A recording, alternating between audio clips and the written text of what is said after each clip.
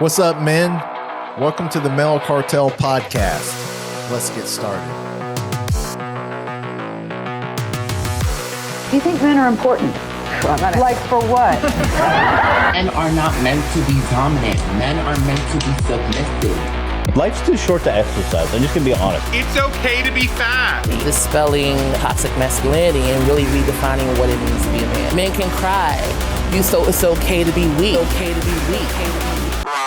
I'm telling you right now, not everybody wants to see you win. You seem to be more woman than you are man. You don't have any manly qualities. You give them this message that it's okay to be a man. It's not okay, it's necessary. How are we going to do without men? You look around the city here, you see all these buildings go up, these men, they're doing impossible things. It ain't about how hard you hit. It's about how hard you can get hit and keep moving forward. How much you can take and keep moving forward. That's how winning is done. Be a dangerous man. Being dangerous is not being a threat. They're two different things. You can't be a good man if you're not a dangerous man. You say one disrespectful thing to my wife, I am not only willing, but I'm able to inflict great bodily damage. I'm going to do everything in my power to become a victor and not a victim. I can't explain it, but you better feel me. Winners win and losers lose. I can't explain it any better than that. I don't know how it happens, but winners win. And if you create a culture of losing, if you keep being a victim, if you keep letting losing happen to you, if you keep letting people do you and treat you any kind of way, it's going to become a culture. What's the matter with you? There is no tomorrow. There is no tomorrow. There is no tomorrow. Here's your host, Nick and Shane. Oh, hey, what's up?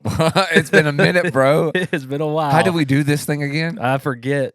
I think we're worse after 3 weeks off than never doing it. Like our first episode, we just jumped right in. Yeah, we're like rusty because we had camp and all kinds of stuff happen.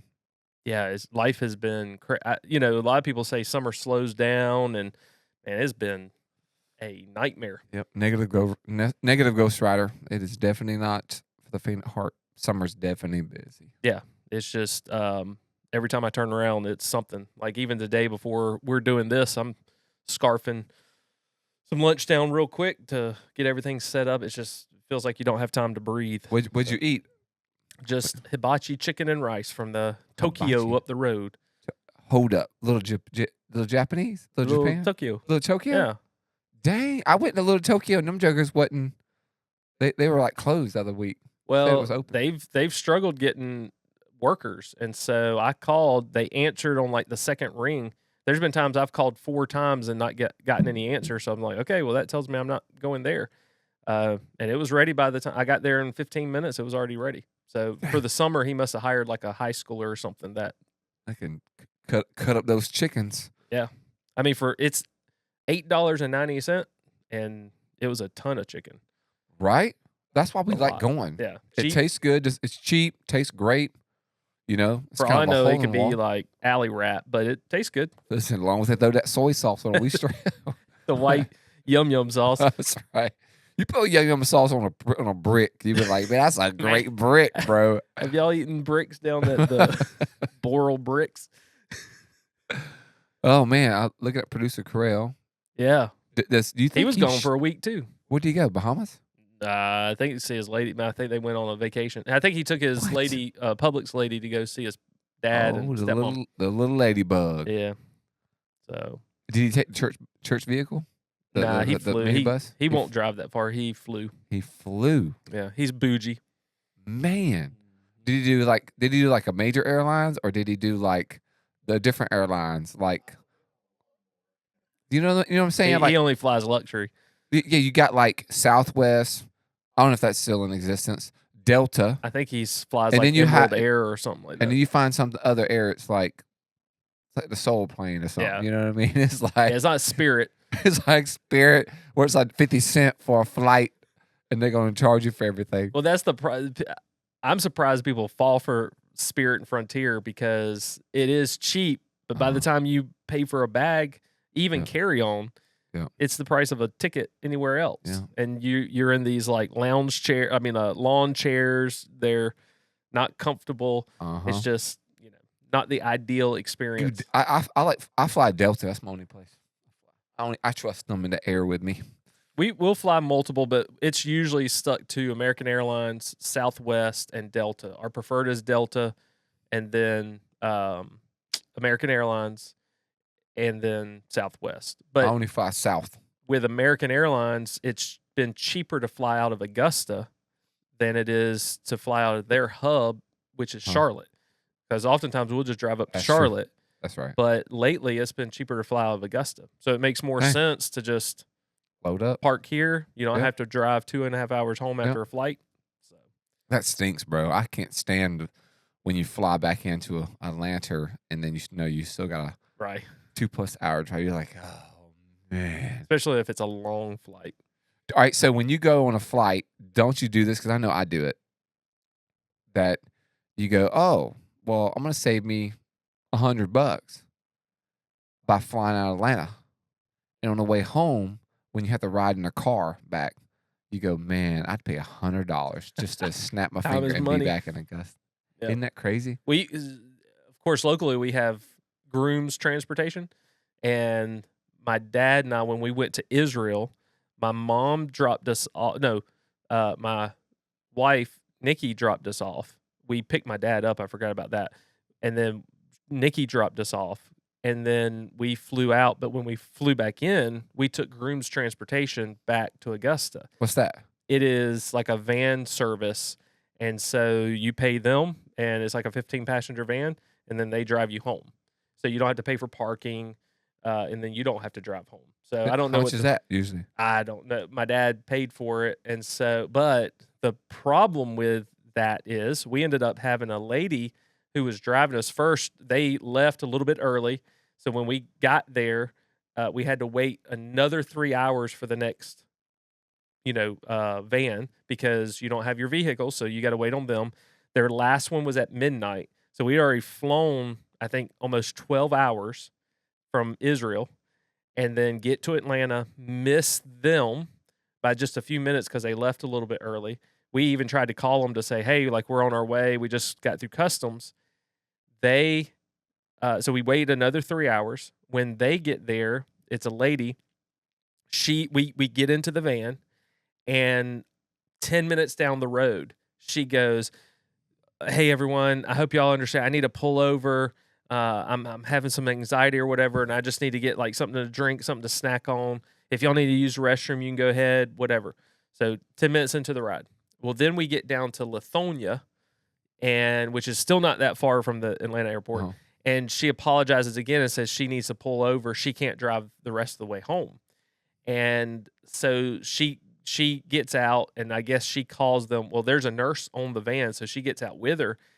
And it's a while. I mean, it's like a little while. And she gets back in, and she's like, I'm not seeing signs of anxiety. The nurse is saying this. So next thing she tells us is she's calling the base so that they can send another driver. She can't drive, but she's going to call her friend who lives up there to pick her up. So she gets out of the van and leaves us in the van the whole time. That sounds like a movie, bro. We don't hear a thing. We don't know we're in Lithonia. She just pulls over kind of in this parking lot, this random parking lot. It wasn't until I got out of the van I knew where we were. And so she stays out of the van. Well, a vehicle pulls up, and she gets in the vehicle with that person and just sits there the whole time. And so we're in the van. We can't get a hold of anyone. We don't know what's going on. So finally, she had like a little CB type thing in there, cell phone type CB. So my dad called and was like, hey, we're stranded on the side of the road, blah, blah, blah. And the lady said, well, we're working on getting someone, from Augusta to come pick y'all up. And so, but there was no confirmation. So he just said basically, hey, my son has driven vans before. He's been DOT certified. So if we don't get some answers, he's going to drive your van home, to Augusta. And they're like, no, do not move the vehicle. I was like, I'm going to show up in the parking lot, and you're not going to know who drove if we don't get some answer. So the guy they ended up getting a man to come pick us up. And I got out of the vehicle, and, she said her boyfriend, I forget who it was, but I said, "Oh, I'll find out where they're from and who it is." So I got out acting like I was talking on my cell phone, walked around the back of their vehicle, and he was from like right up his tag is county. So he was from there. I don't know if it was a drug dealer and she was DTing and needing something. Don't know if it was a boyfriend and she just wanted to not drive that night. But it wasn't someone from Augusta. It was someone from up in Atlanta. And so we got stranded. It ended up taking, of course, 2 hours for the driver to get there. He missed the exit, had to turn around and come back. And then when he got us, we ended up all needing to go to the restroom. We've been sitting there for like 3 hours. And then it took another 2 hours home. And so where I was thinking I would get home at maybe 11 p.m., could sleep and then preach the next day, I walked in my house at 6 a.m., had to go take a shower, change, and head right to church and preach that morning. Wow. It was crazy. So grooms, and then they didn't even want to like refund my dad's money. Like, they were giving him problems and What? stuff. They finally, I think, refunded his money, but they were not doing it like pleasantly. So I know there's grooms in like Macon, there's grooms in Atlanta, there's in several places. So in other words, don't risk. use grooms. That's the risk you take. I'm gonna tell you, don't use grooms. So is it worth $100 to fly out of Augusta? Yes. Yes. 100%. That never happens. Those who are listening, it never happens to me. None of this ever happens. Oh, That's like a you do movie. not want to travel with me. And so, I mean, Nick was with us in Costa Rica and got held up by AK-47. Like, they stole his stuff. That's a whole episode. But, like, it's crazy because nothing ever happens like that. Like, if I was in a situation like that, I'm like, I can tell you exactly how it would work its way out. Promise you, if it's me. Because this is how junk happens when it starts off like that. When you go, this is about to be a movie. Or we're about to give somebody else some really good memories, and they're going to tell a lot of stories back when they leave this situation. They're going to have tons of stories to tell about it. Usually, something like that would happen to me. I'm the guy that goes, talks to them. We're talking back and forth, bantering, and then I would probably go ahead and hop in the vehicle, and then I'd just drive. And then as I'm driving, what are they going to do? They wouldn't do anything. Right. I would just drive. I would drive. And I would I would clarify how unsafe it was to be on the side of a road in the middle of the wilderness, that type of thing. I would like do this whole deal, get my lawyers involved. This is, we contracted out for you to pick us up.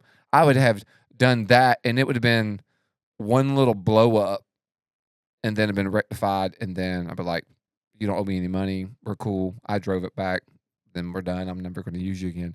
It'd mean something like that if it was like just like that. But I've never been in a situation like that. That's just crazy, dude. That is absolutely crazy. I was hoping that you would say something like, the woman was like, had like a mental breakdown and like barking like a dog or something. Or, she went inside. I think she went inside the Sprint gas station, never came back out. The way she was eating her M&Ms, she was like, Oh, yeah. She was Jones and bad. Needing something.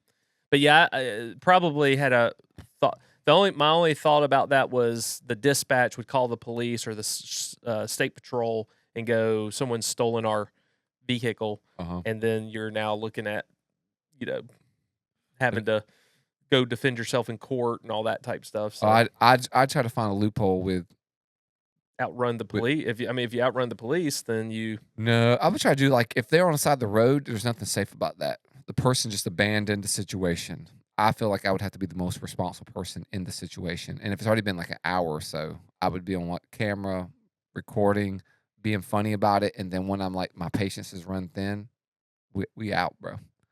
We out. We just would hop in the car and we don't know who that guy was. It could have been anyone. And then 100%. Like I don't know this person. Right. We're threatened.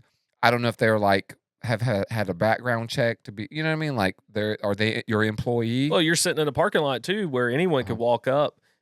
The people who know you're coming from the airport, you have no weapons, because you just flew in on an airplane, so you're completely disarmed. You have no way of defending yourself, other than these fists. And if you traveled with Sprint, you probably don't even have your luggage yet because they probably lost it. So yeah. Dang, that's crazy. You can't even hit them upside the head with the. Have you found a car yet? No, and so our last episode, I'd gotten the Tundra, which lasted a week. Yeah, you got a Tundra, blew up. It was not what I thought it was going to be. And so I think I had one good day with it.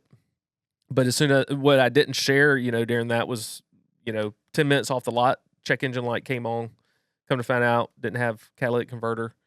And then it started having other issues. And so the guy, thankfully, ended up taking it back and refunding all of my money. So when you first got it, though, you felt like you said it had some power to it. Oh, yeah. And that's what I've heard about the 2008 model specifically. I've read it on a couple forums that they run like a scalded dog. And that joker, I mean, if you push too much on the accelerator, you were spinning wheels in it. And it was, it had power.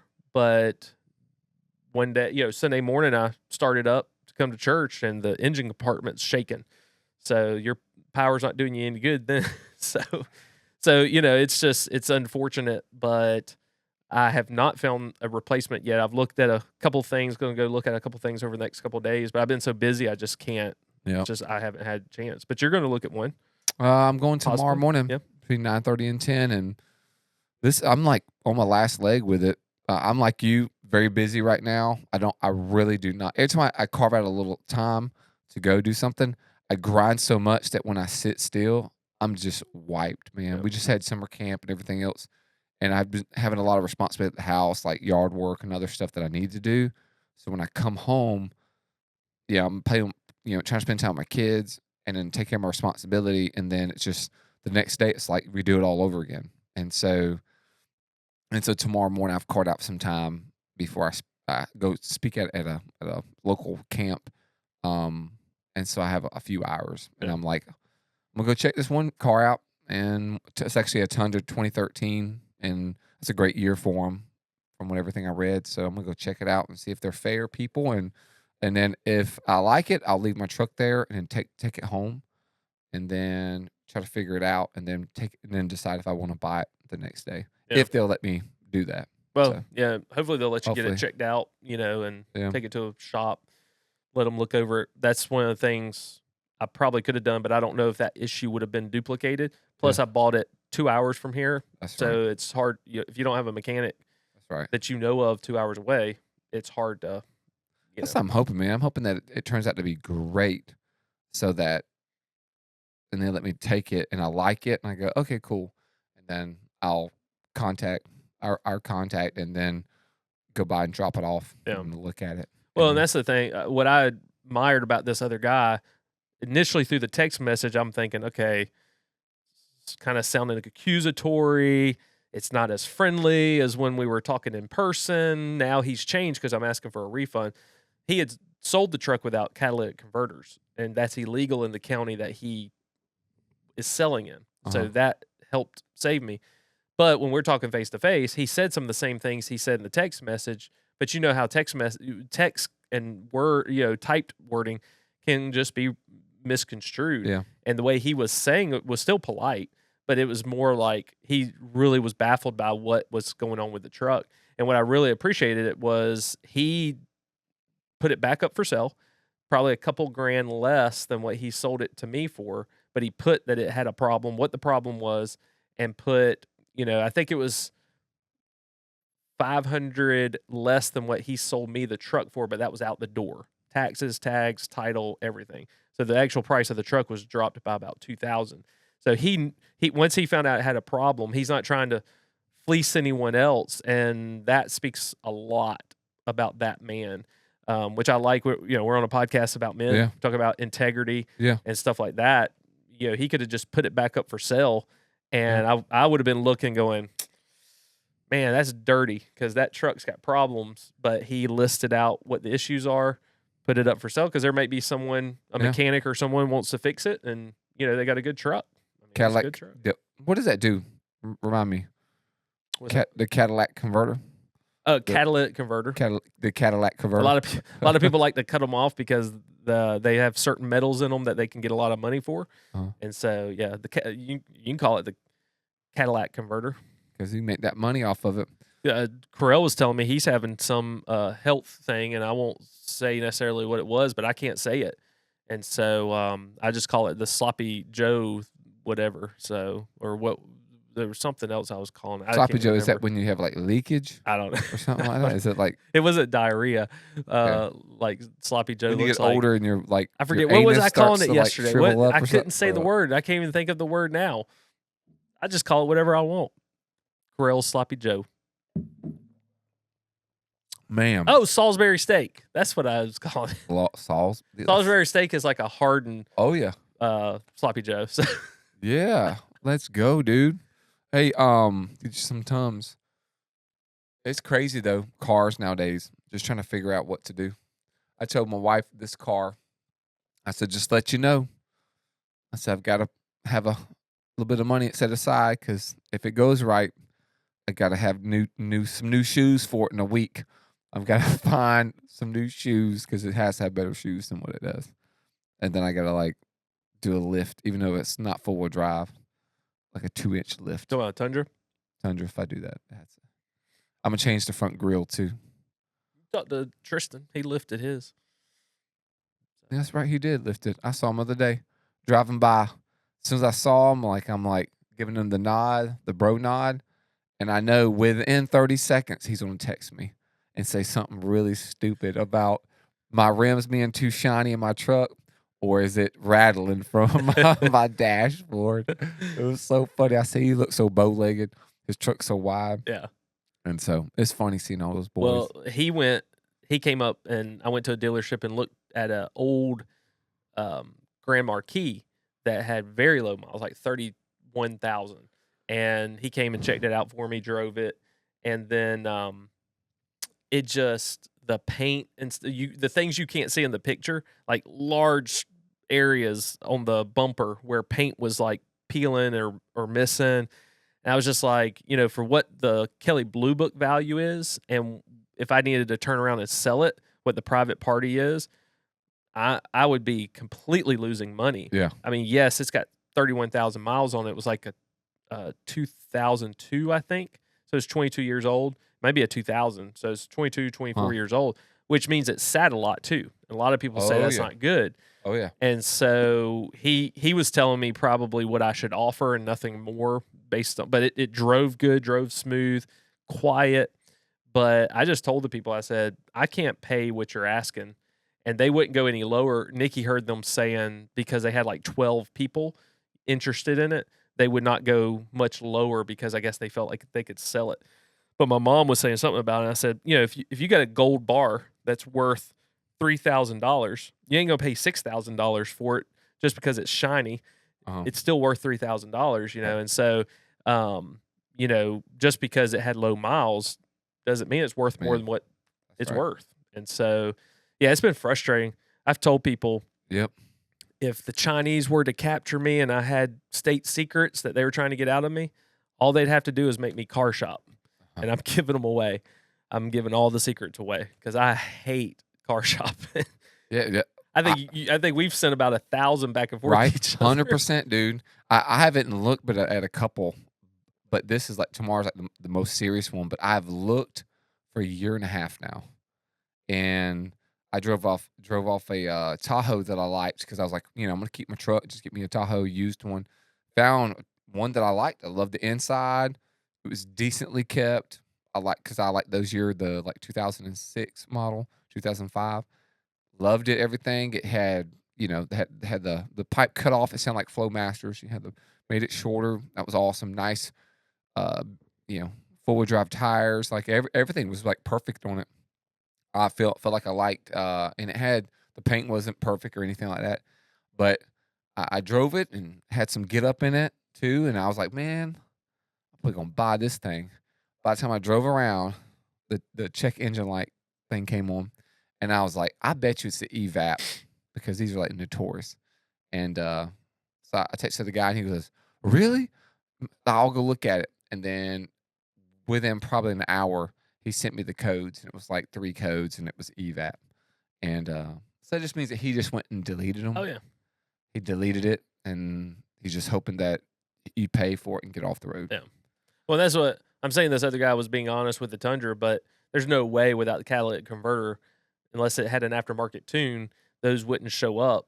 And 10 minutes off the lot, it showed up. So there's part of me still was little, wondering about it. When it happens like that, though, you just go. That's how it gives me the heebie-jeebies, and I'm like, I'm done. I think the OBD2 scanners will give historic codes, and so that's as I'm finding stuff with private sellers or even a small lot.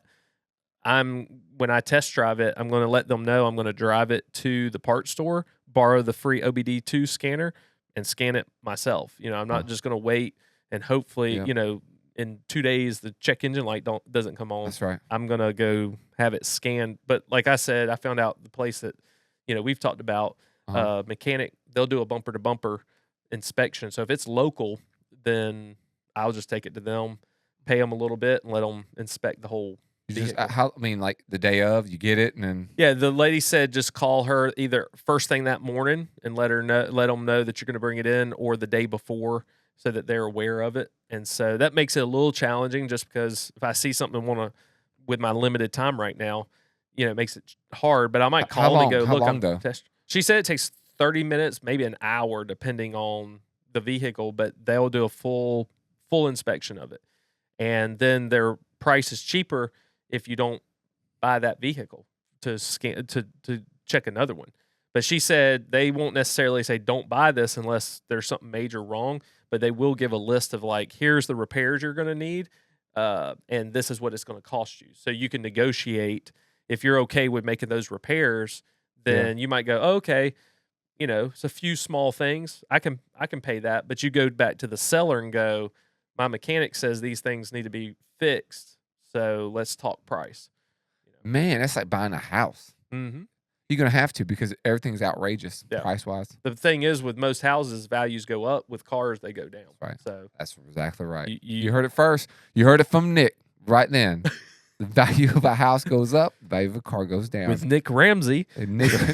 Nicholas Ramsey, the Ram. Thank you for tuning in to the Nicholas Ramsey Show with my guest, Shane Patch. We're talking about depreciation values of cars and houses. Yep. Wrecks and, wrecking your pocketbook. So how was Father's Day? It was good, man. It was great. I got 3 shirts, just T-shirts. Okay. That I needed some new T-shirts, and so they asked if that one of them without sleeves. No, no, it's not. Haven't earned the sleeves yet. Actually, one day I'll have enough money, be rich like you. I can get me some sleeves. No, we had how old this shirt is. We had this shirt's so old. It's when the first time I lost weight. Is it really? Oh God! Greenboro. Dang. Yeah. No, funny. This is we had a preteen event this morning, so outside slip and slide and stuff. So I just was coming in hot. It was great. My kids, they get me a ton of like snacks, all my favorite like candy and chips and random stuff. They're just so good, funny. And then they made a rap. Did you see it? Did you the Father's Day? I put it on social media. I have to check it out. I've been so busy. Super funny. But they made a rap on their own, no help, just on their own, and about their dad. And they had me sit down and they played it for me. Nice. So I was like, man, my kids are the coolest, dude. I love that. Because if I really want something, I just can go buy it. Yeah. Squirrel enough money away if I really, really want something. But I really don't really need anything. So, yeah. What about you? Gavin and Gavin and Haley both made me a card with my mother-in-law is like our little kids director. And so I guess they were making cards for their dads. So they went and got the material and made one for me. Hey. And then got a few gifts. And then we went to just a standard lunch because they were like, where do you want to go for lunch? And I said, I want to go to Duke's Barbecue. And so we are going to do a Father's Day later. My dad had to go up to Greenville, so we couldn't really do anything with him. So we're just going to try to coordinate maybe a time we can all get together and go up to Aiken. Boom. But I was like, on a Sunday afternoon, Father's Day, it's going to take like 40 minutes from the church. I would just rather, let's just go eat something cheap, and then we'll do, Duke's later. So yeah, let me know. Let me get the invite. Papa Carnes, let me come to your Father's Day dinner, bro. Anytime. But yeah, we then went to Nikki's mom's house with her bonus dad, Ken, and we the boys grilled out hamburgers on he has a Rectech, and then so they grilled out hamburgers and we ate and hung out with him and celebrated Father's Day with him. So it was not a lot. Then I went to the gym like around 11 o'clock that night. Yep. That's all I'm having to do it whenever I've got some time. Yep. My 3 a.m.s have been hurting. Dang. Yeah, it was good though. With that, we were talking about with this episode, just having a couple, quick conversations about, surrounding kind of that. Yeah, for sure. So, some of the joys, some of the challenges of being a father. So, yeah, if you want to start us off on that, what's your thoughts on being a dad? Yeah. So when I think about being a dad, I think when I was young, so if we have younger listeners, this is, which I know we do, you and I both know, we have a lot of younger guys, and even high school guys are listening. I think when I was first starting out, I really didn't know the magnitude of being a dad. And then when I got married, I always wanted to be a dad because of my home life, and it was like a goal. And then and so there's a couple of different dads. There's and let me say this as somebody who works with young people for a very long time now. I spend a lot of time with families, so a lot of moms, dads raising their kids, and the whole parenting aspect, family ministry type of thing. And there's dads that are in the home and goes to work every day and takes care of his family and all that, and then that's a dad. And then you have what I would consider like the all-in dad. And so I've seen the difference between two. I've seen the byproducts of two. And the all-in dad he does just like a regular dad, I would say. But the all-in dad he's kind of wrung out a little bit more. Like he doesn't go, well, I'm gonna sit on the chair now, like I deserve it, Not saying he doesn't provide or do anything for this family, but the all-in dad does everything he needs to do. Like he is wrung out. Every moment he's trying to make a difference. He don't pan off discipline with this to the wife. And I think you can say you have passive dads. I think that would be probably the bottom rung, who does like hand everything off to mom to discipline me. He's like, well, I've been at work. When I come home, I don't want to be the person that's always disciplining my kids, that type of thing. And just hands off a lot of responsibilities that should belong to the dad. And so I would say I didn't realize being a dad was if you should strive to be an all-in dad. That should be the goal. I didn't know it was going to be as hard as it is. Oh yeah. I think being a dad is tough, man. I think it's literally so tough because there's that war inside of you. If you are in the home and you are doing what you're supposed to do, you're wore out, man. You're tired. And you've got to like have that perspective and making sure you hang out with your kids. And like, I don't tell my son when he wants to throw the football, I can just sit down and I see my Sawyer come bebopping through the house. Literally, it's gonna be like clockwork. It's kind of like, you never sit down and there's a few things when you sit down, you're like, oh, I got to get back up again, And it's like that with every single time. If I'm wore out, I've already worked like 12 hours. I'm just now sitting down and skipped like 2 meals. So I'm lethargic in some ways. My son's gonna be bop through them. Hey, Dada, you want to throw the ball a little bit with me? And I'll go, yes, sir. Let me get my shoes. And I just make it a priority. And dude, I'm dragging and it is tough. I just didn't know. So when I think about being a dad, I think about, man, you've really, if you're gonna be all in, you've got to be pretty tough. I didn't realize it was gonna be as tough as it was. Yeah. I never thought. And the more kids you have, the tougher it's gonna be, I think. Oh yeah. You have 3, I have 3, and so it's just tough. How about you, man? What's your first thought?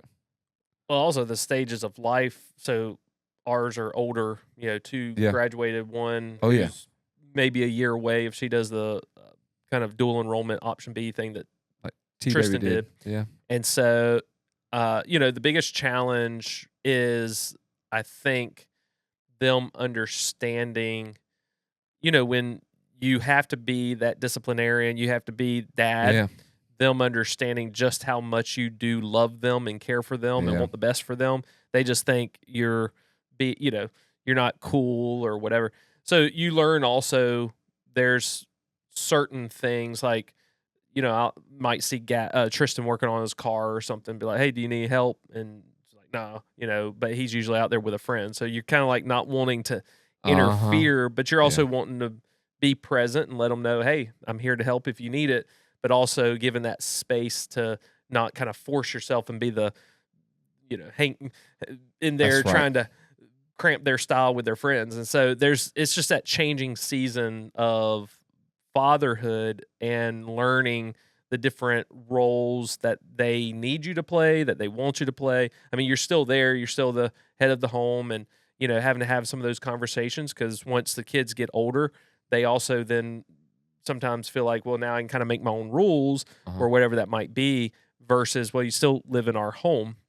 And so kind of having those very tough conversations, but in a respectful way, to go, there's still a responsibility when you live here and when you have your own home. And I think sometimes that can come across as kind of crass, like, well, you can go, get your own place, and you don't mean it that way.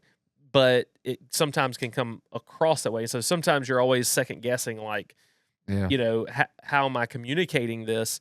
I saw a reel earlier today, because we've talked about this. I heard it this week, even in my own home, about, tone. And how if there's one thing that men have to deal with, it's being accused of their tone. And I saw this reel where it was a guy, and it said on the reel, it said, I've come to realize that my dad was right about everything. I just didn't like his tone growing up. That's so good. And it's like, so you don't want to come across as this arrogant guy, like, well, when you pay your own bill, but what you're trying to convey at a certain level is, we want to give you that freedom that you are as a 21-year-old or as an 18-year-old. We want to give you that flexibility, but at the same time, you're still living in someone else's home, and you got a younger sibling, and both of my boys, we have had some of those conversations, but they've received them well, and they're never fun, but at the same time, having a young person who has a receptive heart to those type things is beneficial. And then Haley is still in that teen range where sometimes it's you feel like you're just not liked much. But I saw her. I was complimenting her the other day. She found a baby bird that fell out of the nest at my mother-in-law's house. A cat got up and got one, and knocked, I guess, the other one out. And she found it, and she's been nursing it back to health. And I was telling her what a good bird mom she's been. And that bird, I was telling her, I said, well, it's a baby, because she said it does three things: sleeps, eats, and poops. That's right. It. And so we called her last night on the way home from the memorial service I had to officiate, and you can hear the bird in the background. It's like constantly just tweeting, and she's just, it's in her room, and so it's almost like that exhausted mom look, because Nikki said something about she was up, it's kept her up the whole night, like I think it was like Sunday night or Monday night, and you can just tell it's like, so kind of exhausted, but she loves the bird. I think she's kind of growing attached to it, but I'm kind of like, hey, you're gonna have to let that go once it starts flying. But she's showing something that she cares about, and we've always said that she would make a good veterinarian. And so it's just knowing your children, learning your children. They're going to constantly change, and that's where I think you're talking about that all-in dad, where you want to be. It can be exhausting. Might be why men die sooner, turn gray quicker. Which in Nikki, in my case, is different. But it's just like there's so much, and then when you have multiple kids, it's just so much time and attention. And I know that's with mothers as well, but it's just speaking from a father's standpoint, it's like there's always something to be engaged in. I feel like your kids are just really well rounded, having seen them grow up. I mean, I get to have an outsider perspective from like the parenting angle. Can watch your kids. I've watched them all grow up. And I remember even Gavin in high school, because I was working with the football team, and he was the quarterback for 2 years, and just seeing the kids, always seeing your kids, and seeing, I did the Good News Club, and when Tristan was in 5th grade and at Lewiston. Yeah. I think you guys are. I think it was Lewiston, and then the Good News Club. So I saw him for a whole year there, every week. He and Haley, and so I just remember seeing all that. And it's funny, the tone thing is right, but like your kids are well rounded, like funny, sarcastic. I mean, like they're just be able to when to be serious, when to cut loose, and have a good personality in that. And right now they're just in that where their brains are not developed, so they're like don't know real life. You know what's funny? I almost text this to you because I knew we were talking about the fatherhood stuff. I've recently started paying attention with something that is very dear to me, like not in a lame way, but dear to me as far as like how I raise my kids. That if you're around my 3, we do yes sir, no sir, yes ma'am. Like you say something, they don't say huh, Yeah. what. They don't do that. My granddaddy was Vietnam vet. He would never put up with that. And so as a little boy, I grew up, yes, sir, no, sir. And I even call my wife's ma'am a lot. And then other people, yes, sir, just out of like respect. But I've noticed a lot of that going away today's culture with young people around teenagers today. Well, because schools don't teach it. Schools they don't just teach make it. them say yes. Well, if schools don't teach it, but then what I've noticed is parents. Parents, and that's been more of a thing. Parents that talk to their kids and have like this like sweet dialogue they want their kids to express themselves. Even some dudes who I really like, who are like they go to church, they love Jesus, they do everything great. I mean, they're like great dudes, awesome. But their kids, if I say something, hey, how was your week? Huh? Oh, what? Oh, yeah, it was good. And you're like, not even look me in the eye, not once. I'm going, whoa. I just think that's like for me, and this could be judgmental even saying it. I just think that like that's like baseline. That should be like some of the base foundational things that the dad sets in the home. Is even like your son looking somebody in the eye, be a man of your word, shaking the hand, things like that are like countercultural now. You know what I mean? Be a man of your word. You say you're going to do something, do it. Look them in the eye. How are you? Those teachable things like that. But now it's not like that at all. I mean, literally, I would say out of 100 kids, 125, we took 125 to camp, students. Out of 125, I'd say 20. Wow.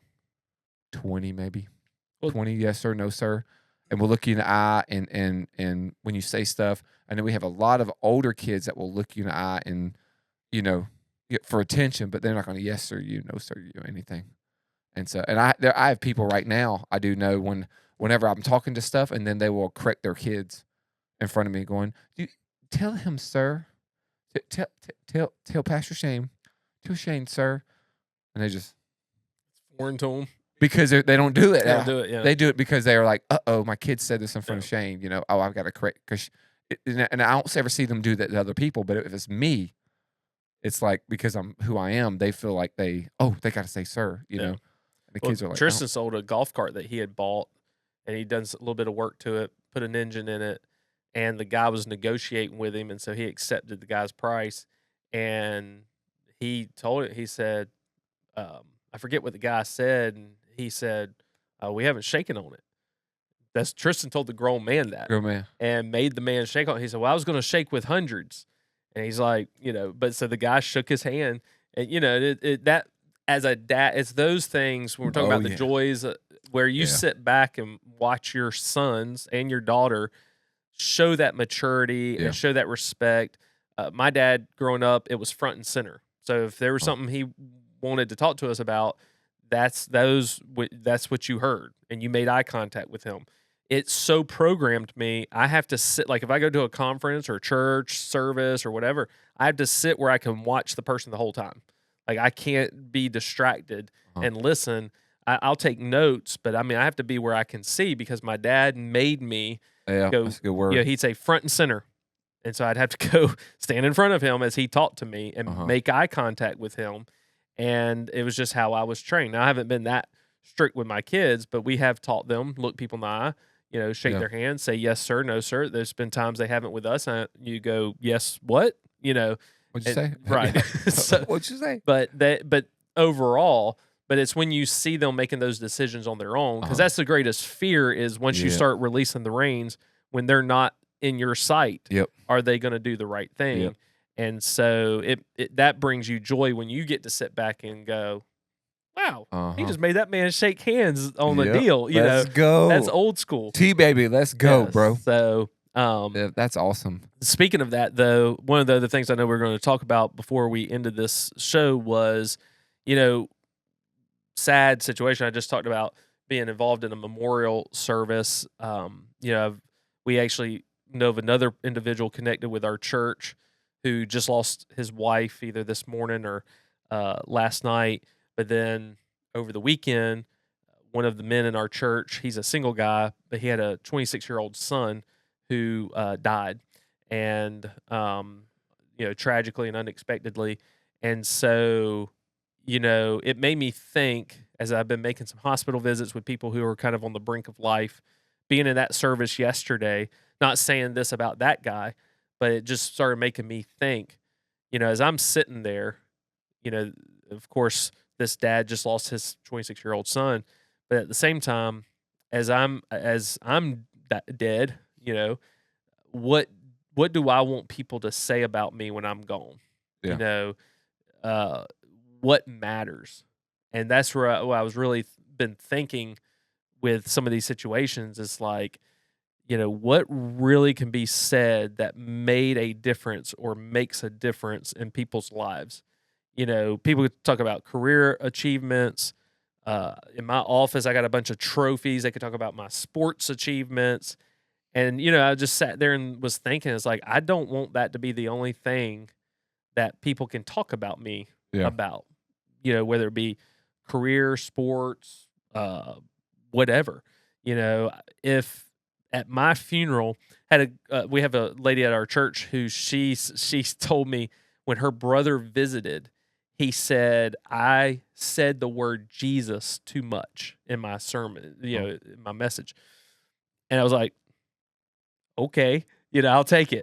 If that's the criticism, I'll take it. But that kind of came back to my mind yesterday. I was like, if people don't get tired of hearing the name Jesus at my funeral, I feel like I've failed. That's right. Because I would much rather people talk about the gospel and Jesus than Nick.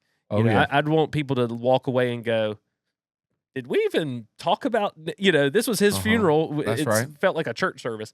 And so anyway, I just, with it being Father's Day, this father having to bury his son, and me, you know, being a part of that, it was just something I was thinking about that I wanted to toss your way to just be like, you know, have you thought about that much?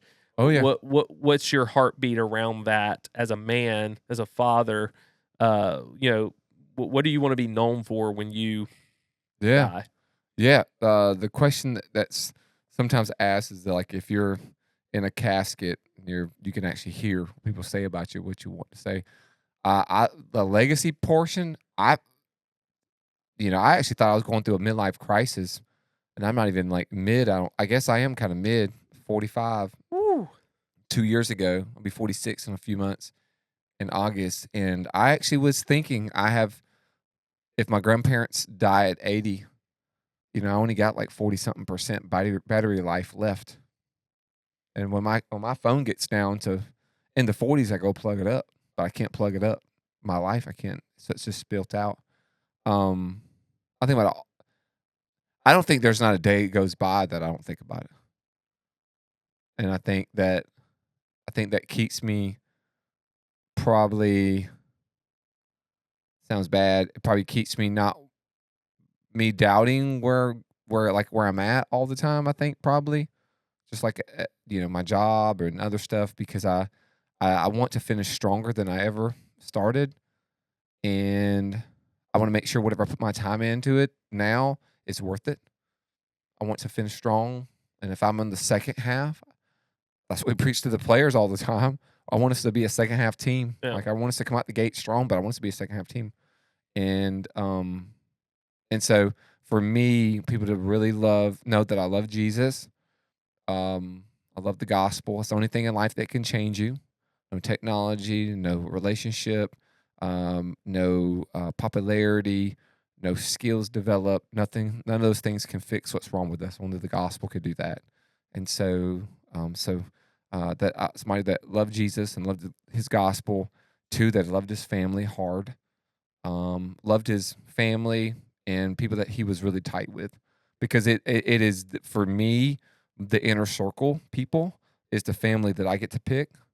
And so people they already know who those people are. Like, I don't have to like broadcast. Everybody kind of knows that. And so, which you are one of those, and my family. And then the third thing, and probably the final, is that I just try to make an impact people's lives. That wherever I go, I try to leave those people and places better than I found them. And so that's why I do a lot of the events. I've told the Lord a long time ago, if whatever opportunity He gave me to a platform to be able to speak life into people, that if He gives that to me, then I'll always take it. And so I was just doing a 7-on-7 and got to speak to 400 players and another 10 coaches, and that was right after camp. And then Monday, that was a long day after camp. We came back from camp 1:00, barely unload, and then I did high school ministry that night. I didn't get home till almost 9:00, and I was up. That was the last day of camp. And then the next day, we had 2 Bible studies that day for 3 hours.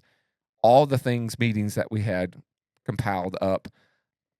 Tuesday, same thing. All day long meetings straight through the day.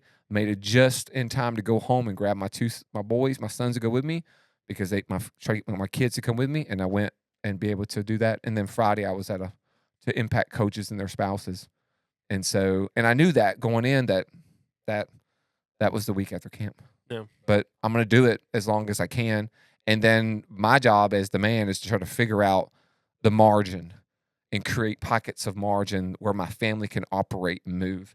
As long as I have flexibility to do that and the freedom and bring my kids with me and stuff, then we'll do that.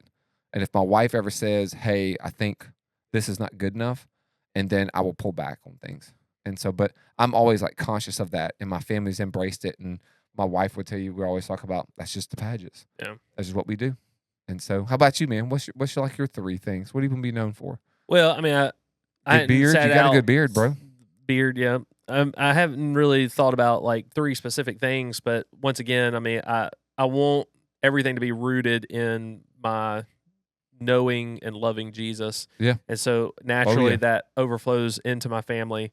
It overflows into the ministry that I've been able to be a part of. I don't want it to just be about Nick's ministry. That's what I do, and that's what, that's the accomplishment kind of thing. Yeah. The ministry side of the impact that I have hopefully been able to have in people's lives. And sometimes people randomly will post a comment on something on Facebook and just be like, this is the impact sharing the impact that I've been able to have in their life, and not even knowing it. And just hearing that, those are the type things that for me matter, because that impact will continue to make an impact in other people's lives. I can be well gone. It has nothing to do with me. God just happened to use me as a vessel, but it's the power of the Holy Spirit now in them that will then a disciple making disciples. And so if there's any impact, it's just what Christ did in me and through me to now continue that work on beyond me, through other people. And hopefully that will continue. I believe, that's why we're here as the church, it just continued from the apostles all the way somehow to get to us. And if people are not living that faith out, making that impact, then we would not have Christ. And yet there have been people who have lived on mission. And so for me, I think that it's my family, and then it's the impact I'm able to have. I guess I'll wrap it up with 2, just my family and the impact I'm able to have with others, because that's all encompassing. That can be the community, that can be a stranger, it could be my church. That's right. Wherever there's people, I think it falls in line with love God and love other people.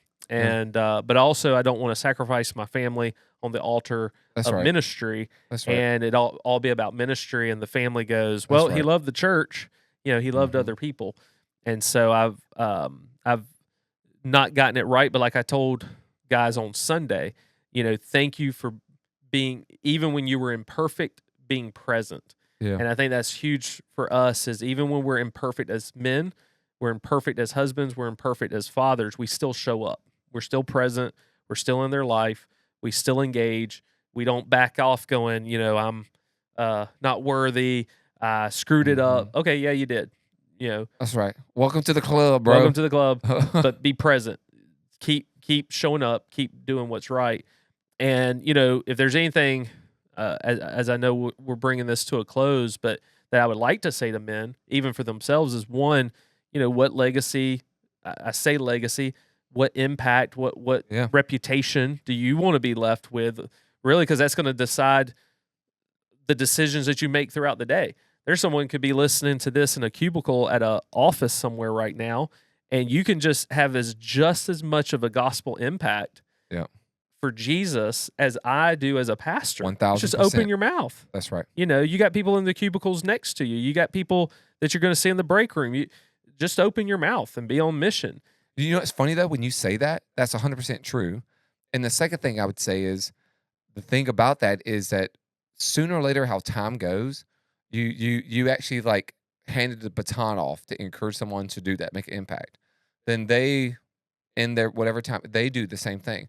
But after like 40 years, you vaguely remember people's names. They come to your mind, like their faces, but you're like, I don't really remember. Right. Then you get older, you're like, there was this guy. So then today, that's what's so beautiful. I feel like it's kind of like that one quote. It says like, preach the gospel and be forgotten, or whatever it was. It's almost like that. You get so much older, and everybody go, and then you're like, you're faded away. It's like an old story. We tell stuff like when I was a kid, like my first grade. I can't even remember some of the people that were in the classroom, but I remember like, oh man, I just remember how people were very kind to me. Vaguely remember certain things, and you go, you're kind of the slow fade, but it's just making that impact, and then that encourages someone to make another impact. Right. 4 or 5 people down the line, you're not even known. That's right. You're like, it's just someone is taking what has been given to them, and now they're making an impact. That person's going to go making. Nick Carnes isn't known to those people. That's I mean, some of those conversations could be on an airplane, and that person never be met again, but something said was enough to get them to engage. Right. Making a bridge, bro. Right. But the other thing, and then I'll pass it to you before we close, is just to tell guys thank you. I told you for Father's Day, that's really where my message went. It's a funny clip out with Johnny W. talking about how Mother's Day sermons go then Father's Days. And before even seeing that, I just decided to, not challenge men to do or to be anything different. I looked at the guys in the congregation and say, I see your faces every Sunday. Thank you for leading the way. Thank you for being here and having your family here. Thank you for, discipling your children at home. Thank you for disciplining your children, because it is oftentimes the guys who feel like the disciplinarian and I got to be the bad guy. I was joking around. My mom went from the time where she used to use a switch to where I grabbed it and broke it when I got my reflexes kicked in, to where she would just go, wait till your dad gets home. And that was worse than the switch. So but that's dads. And Dax has a couple of good songs out. That's DAX, to be a man, and I think a good man. And he just speaks to the heart of men. And we often feel like we are just loved and appreciated for what we do. And I want to let you guys know we appreciate you because of who you are. You're made in the image of God. You're his image bearer. And yes, you do a lot. And so we honor you and celebrate you for that. We thank you for that. Stay in the game, even as being imperfect. Keep showing up for your children. Keep showing up for your wives. But thank you. Thank you for being the men that you are. Thank you for tuning in and giving us a small part of your life. You may disagree with us, but hey, you tune in, and that's part of life, is iron sharpening iron. And we're just grateful we get to play a role in your life. Your comments through Facebook, through Messenger, through text, encourages us. And as guys, we never thought our podcast would be like what it is. That's right. But to know that we've been able to make an impact just encourages us and makes us want to, go a step further. What about you before we close? Dude, I'm right there with you, man.